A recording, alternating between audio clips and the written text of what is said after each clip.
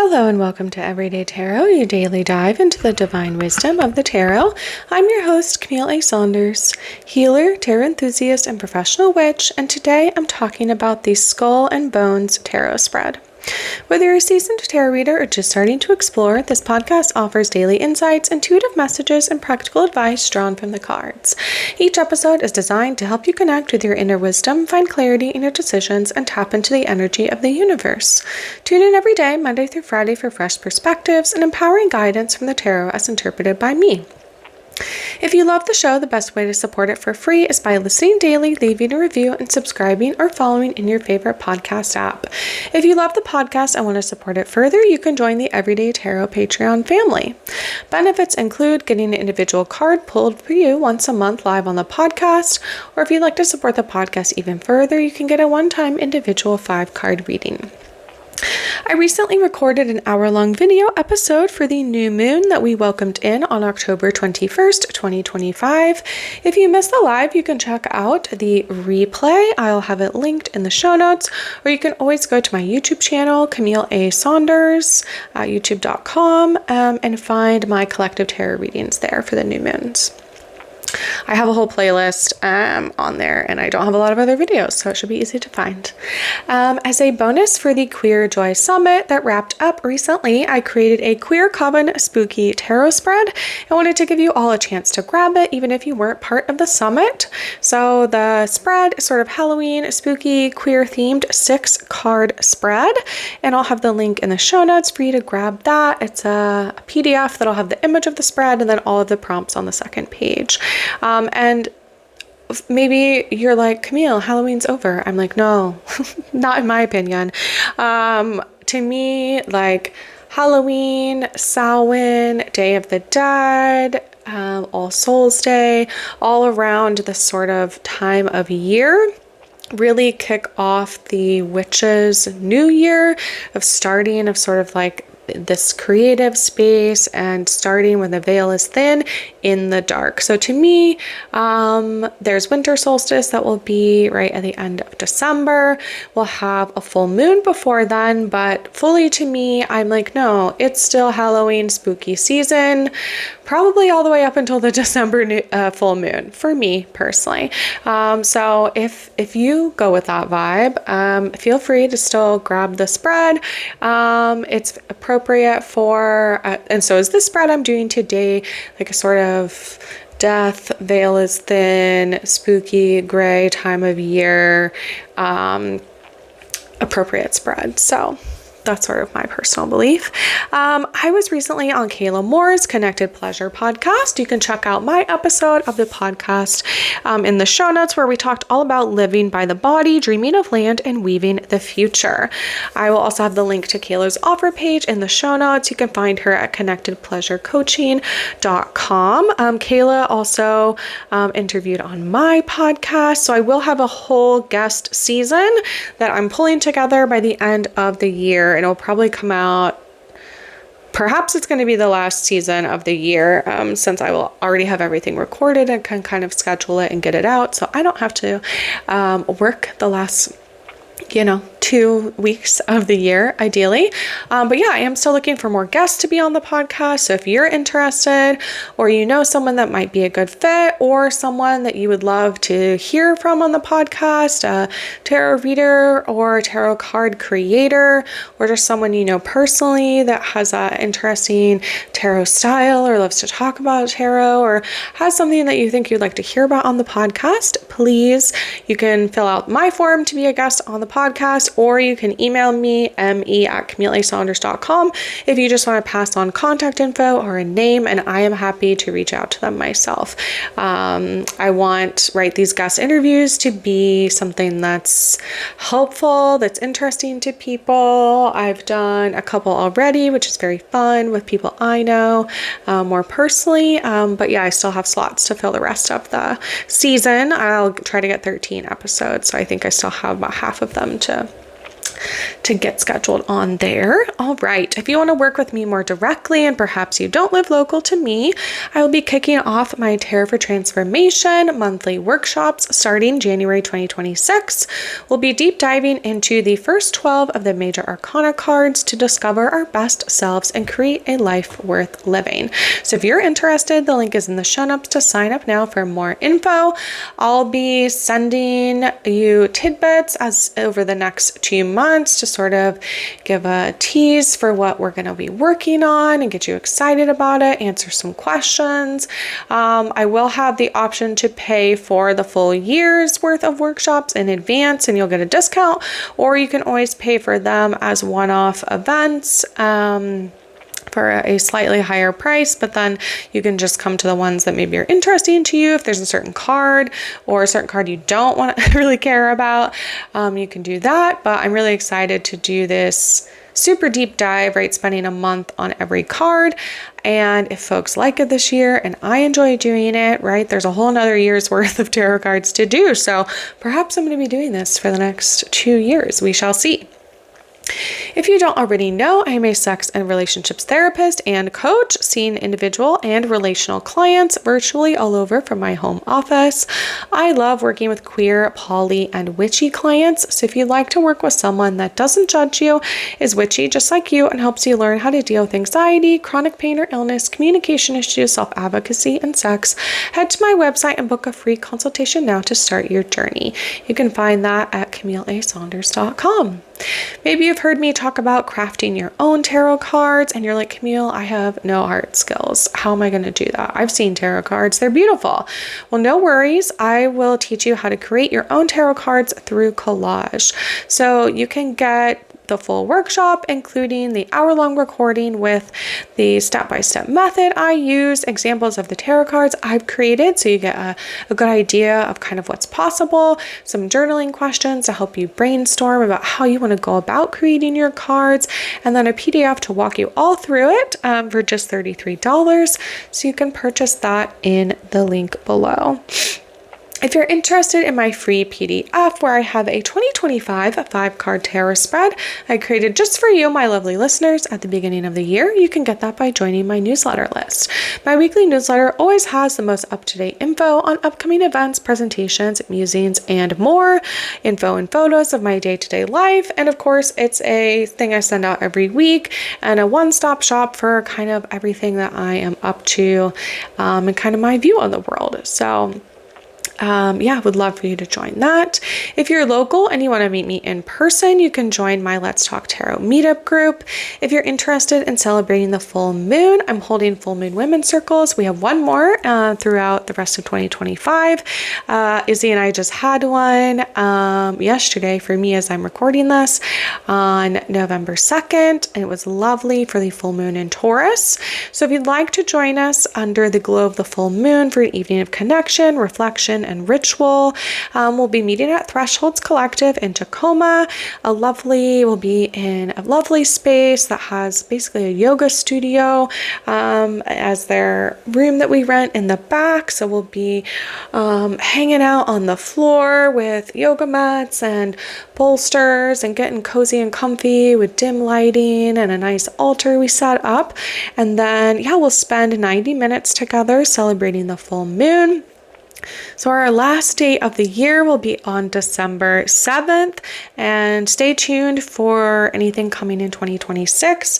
We'll definitely have that info out by the last full moon of the year on December 7th. I'm trying to believe, I think the December moon is called the winter's moon or the cold moon, something like that. The one we just had was, I think, the beaver full moon. Anyway, well, yeah, we will have those. So we would love to see you there. We had a nice full event last night, which was lovely. I always love, having other folks to spend the full moon together. And Izzy and I have been scheming about what's coming in 2026. So like I said, stay tuned. You can join my newsletter if you want to make sure you get the info on upcoming things. And just in conclusion, you can find the links for any of these offers that I talked about today in the show notes or on my website, CamilleASaunders.com/everydaytarot, in addition to the images of the cards I pull on each episode. All right, welcome to season 17, where I'm talking all about autumn tarot spreads. If you haven't listened to my other seasons yet, you can check those out. I've talked tarot and pop culture. I did a whole other season on sort of common tarot spreads. That was season 5.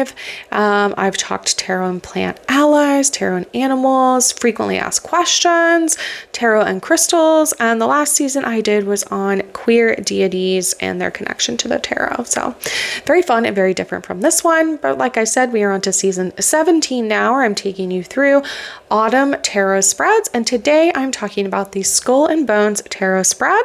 So this spread comes from, it's called the Skull and Bones tarot spread for reckoning with death, mortality, uncertainty, and change, which I don't know about you, but I feel like this is what everyone's talking about this time of year. All my clients, all my friends, lots of burnout and transformation and like hibernation, figuring out what's next. And this again is from Evie at Interrobang Tarot. I've gotten multiple of the tarot spreads from them, so I really like their style. So that is where this one comes from today. It is a 6-card spread, so let's get into it because it's going to be a longer one. All right, so grab your decks if you want to go along with me. I'll have the link for the tarot spread in the show notes if you want to follow along or see the spread itself on your own.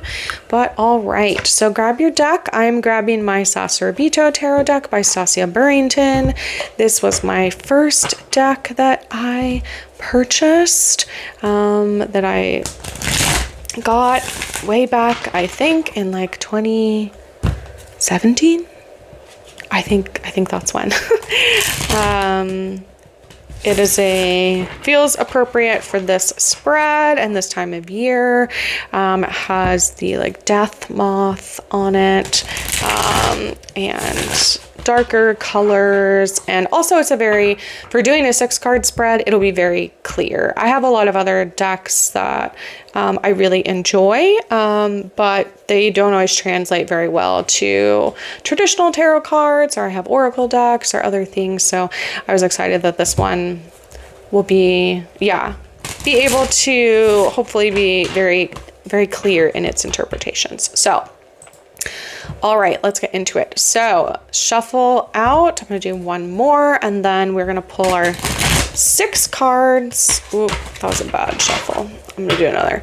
Okay, so there are 2 cards go on the top, 1 and 2 left, right, and then 3, 4, 5, 6 go along the bottom. So we have kind of like not a pyramid, but a mound.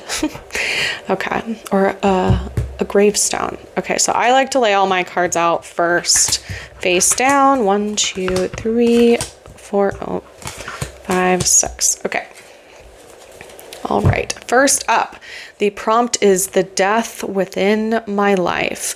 What do mortality, uncertainty, and change say to my vitality and passion? I pulled the Queen of Cups in reverse. I believe someone literally pulled this card in particular from this deck last night at the full moon. What am I saying? Focus. At the full moon ceremony that I did with folks, with Izzy. All right, so this is the Queen of Cups. So upright would be about compassionate, loving, empathetic, intuitive. A giver gives unquestionably, right? This is a Cups card, so we have that emotional intelligence. This one depicts kind of like a grandmotherly figure holding a bowl or a large cup that's full of water, and in the water we actually see like the cosmos or the stars are reflected. So this kind of well of loving kindness. So when we think about, again, this prompt, which is the death within my life, reversed, this would be about, it says you may be having a hard time accessing or communicating your emotions. Try and be more like the Queen of Cups, especially in regards to self-talk, right? The energy of this card is wise and mature, unshakably compassionate and kind. So, right, perhaps we are the death within our life, right? The uncertainty, the mortality, the change that is happening is that we are changing from someone who has a hard time accessing and communicating our emotions to someone that, right, is kind, is compassionate, and to self, right, in addition to others, especially around emotions. Yeah, there's a quote here, but I don't think it's super relevant to this. So, yeah, so I think that, right, that is the thing that we are saying goodbye to, right? No, we are no more. We don't have a hard time accessing or communicating our emotions. We are good at naming them. We see them. We notice. It doesn't mean it doesn't take time or effort, but right, we are working on that. And we're working on having this deep and unconditional love for ourselves as well. All right, card 2. To life within my death, what gifts and new beginnings lie within mortality, uncertainty, and change? Beautiful. The High Priestess. Love her. And upright, right? So literally, right, you are coming into your High Priestess self, right? You are aligning with your intuition. You are... What else are we doing? We are, right, she is known as the witch. In this deck, she is Artemis, Persephone, or Isis. And the tarot deck reader says, I know her as the witch. The High Priestess is the archetype of the feminine divine. She is otherworldly, full of magic and mystery, wise and intuitive. She has sound judgment and common sense and is in tune with her personal truth, right? That is the gift and new beginning, right? Is that we actually have sound judgment and common sense and is in tune with our personal truth. She's serene and introspective. She represents love, relationships, and mystical vision. In lieu of the scroll that she is commonly shown holding, she cradles an owl, a symbol of wisdom of the natural world. She is full of secrets and holds on to and dispenses them at will. She can make the impossible possible. She can represent the perfect woman in your life and can also represent being happily independent without a mate. It says, there's a quote here from Terry Pratchett that says, a witch ought never to be frightened in the darkest forest, because she should be sure in her soul that the most terrifying thing in that forest is her.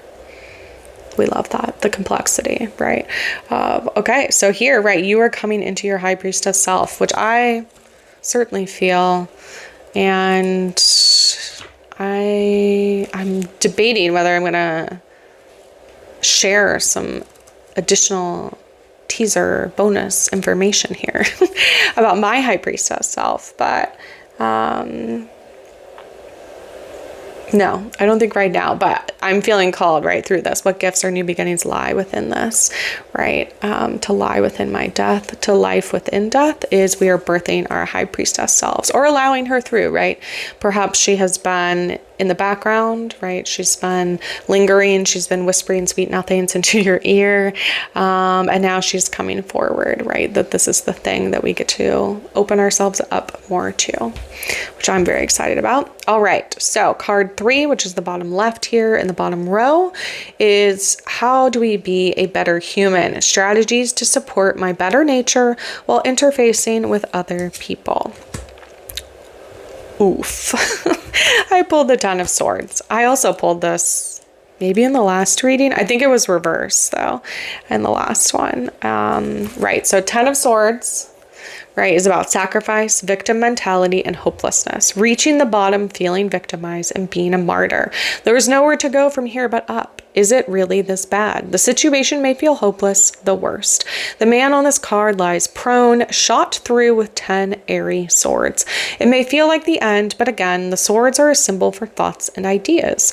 This card is similar to the death card, but very rarely points to a literal death. It may be painful, but this low is temporary and allows you to build from the ground up and clears the way for new, until now, unforeseeable possibilities. The man on this card believes that his problems are unique to him, and that his situation is unjust. This card suggests stepping back and searching for the bigger picture. Things are probably not as bad as they seem, right? So again, if the prompt is to be a better human, strategies to support my better nature while interfacing with other people, right, is stop playing the victim or being the victim, right? Stop viewing yourself that way, right? Things have maybe been rough, right? The situation may feel hopeless, the worst, right? Like again, this often depicts someone that literally has 10 swords stabbed through their chest, right? Like that does not feel good.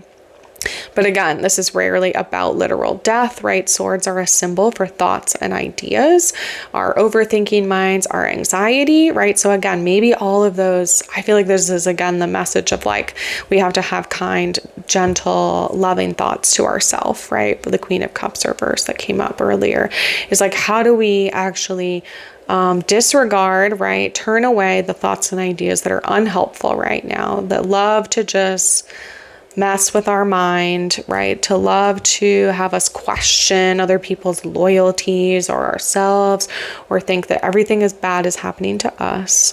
But actually, right, what we have to realize here is like, the worst thing has happened, right? You've been shoved in the chest with 10 swords. There are literally no more swords. Like you have them all.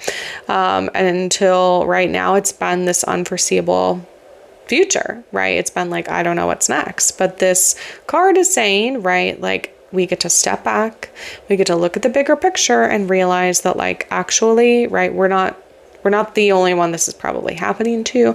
And also that like, there probably is something that's worse. And like, we don't have to go there, but like, let's think about the future. Let's think about how we're going to excavate ourselves from this low place. What are we moving towards?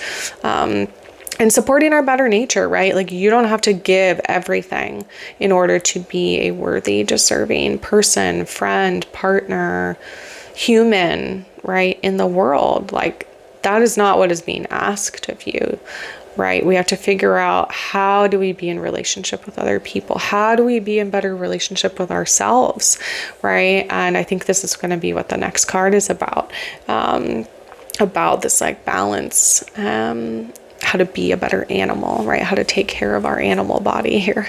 All right, so let's get into that one. So the next prompt is how to be, or right, a better animal. Strategies to cultivate embodiment and vitality with greater natural balance and less self-consciousness. A lot of finality to these cards. So I pulled the 10 of Pentacles reversed. So generally upright, it's about wealth, success, stability. On this card, it depicts someone that's in a like literal, like a yoga back bend. And then they have a dog that's like standing on them, on their stomach, right? A literal kind of support, success, stability, right? The idea of having made it. So reverse, it says something is getting in the way of the secure, prosperous, upright meaning of the card. The foundations are not quite in place for retirement or taking a major step in an enterprise or relationship. And there's a quote here that says, walking, I am listening to a deeper way. Suddenly, all my ancestors are behind me. Be still, they say. Watch and listen. You are the result of the love of thousands. This is by Linda Hogan, a Native American author. Yeah, right. So we have this message from the ancestors too, right? Okay, there's something, right? We're feeling blocked in some way. We're trying to find this balance and harmony and less self-consciousness, right? And the foundations aren't quite in place for us to sort of catapult forward, right? So what are we going to do? How are we going to, right? And I think, right, if this is about embodiment and vitality, right, our animal body, it's that like taking care of our physical selves, right? And again, this could be eating nourishing, nutritious meals. This could be, again, getting outside and spending time in nature, connecting. This could be like petting your loving pet or animal, right? And connecting with them, or connecting with others you're in relationship with, right? How do we find that balance and not always be, right? A lot of self-consciousness comes from comparison, right? Often we only become aware of what we're doing when it feels like it's a lack of what someone else is doing, or it's, you know, in no comparison in that way. So, right, this is saying actually, like, right, we are unique beings. Like, there's no need to compare. You get to understand yourself how you do right now, and that might change over time, but actually finding harmony within ourselves and in our embodiment and vitality is about like what works for us, not what's working for other people. All right. Prompt 5, to be a better skeleton. Strategies to embrace mortality and uncertainty with courage and grace. And I pulled the 6 of Cups, a very uplifting image on the card here. So yeah, the 6 of Cups is about innocence, wonder, and curiosity. The card shows a young person looking up in awe at the flowers and butterflies overhead. The plants sprout from his or her chest. The 6 of Cups is all about finding beauty and magic in your surroundings and in yourself. They are interconnected. This card is youthfully optimistic, full of naivete, with open eyes and open mind, enthusiastic and joyful. Take time to play here. Be kind and generous. This card can sometimes indicate a child or the birth of a baby. So, when we think about how do we, embrace mortality and uncertainty with courage and grace, a lot of that has to do with, our curiosity, looking at the world from the innocence of a young person or of a baby, It shows flowers and butterflies, both things that are, transformative, that look very different from one stage to another, There's this blossoming literally happening to the person on this card, having open eyes and open mind, As we think about the future and what feels uncertain or, unclear, or it might be dying, We have to also look at what else is going to be birthed from that? What else is coming in, What's dying so that we have the ability to now do something differently, And again, a lot of inner child things you did as a child, play, Being kind and generous, again, starting something new, finding beauty and magic in your surroundings, A lot of what spending time around children does for us as adults is that it helps us look at the world in a different way, with a lot of wonder again, instead of sort of getting bogged down in the monotony or in the things that feel like they're never going to change, For children, it's a lot more obvious to them that things change all the time because they're changing all the time, They're having to learn new things all the time. They take that for granted to some extent. And as adults, we start to think, oh no, it will always be this way, And this prompt is telling us no, have curiosity, Be enthusiastic and joyful, have an open mind. Things might actually get better. What if they get better? The ultimate prompt. Okay, and finally, number 6, to be a dancing one. Strategies to fuel my artistry, passion, and ecstasy through that embrace. Ah, how perfect. The Fool. Going back to the beginning, So the Fool, and this is the jester, the madman, the beggar, or the sasaribito, the wanderer. The Fool is at the beginning of our journey. While we'll commonly see acting or being a fool as a bad thing, in the sense that is not so, the Fool has beginner's mind, has no strings attached, and is free of fear and preconception. He is the wanderer, childlike and innocent, able to take risks and be spontaneous. The Fool can represent a fresh start, a new path, or beginning, and great potential. He is the spirit in search of experience, open and unaware of his own supposed limitations. Significant change may be coming. Take risks, confront fears, and embrace the unknown. And there's a quote here as well. If your mind is empty, it is always ready for anything. It is open to everything. In the beginner's mind, there are many possibilities, but in the expert's mind, there are few. And this is from Shuryu Suzuki. All right. Well, what a lovely culmination here of the spread. I love that we ended with the Fool, that within this card literally looks like he's dancing. It felt very, everything was aligned here. So thanks for joining me today, going through this spread. Again, I use the Sasaribito Tarot deck by Stasia Burrington. If you'd like to join me on the journey of using the Tarot for Transformation, you can click on the link in the show notes to indicate your interest, and I'll send you more info. I'll be kicking off again the 12 months of calls and journaling through these workshops to discover what happens when you want to transform our lives through the tarot. And if you want to deep dive on the Fool and the beginnings of journeys, the beginner's mind, join me in January, as that's where we'll be starting. So thanks for joining me today on Everyday Tarot. Again, links for the tarot decks I talk about will always be in the show notes and on my website if you want to look at them or purchase them. And just as a reminder, the podcast comes out daily, Monday through Friday for all of 2025. You can email me, me@CamilleASaunders.com with your thoughts, questions, and more. All right, see you soon. Bye-bye.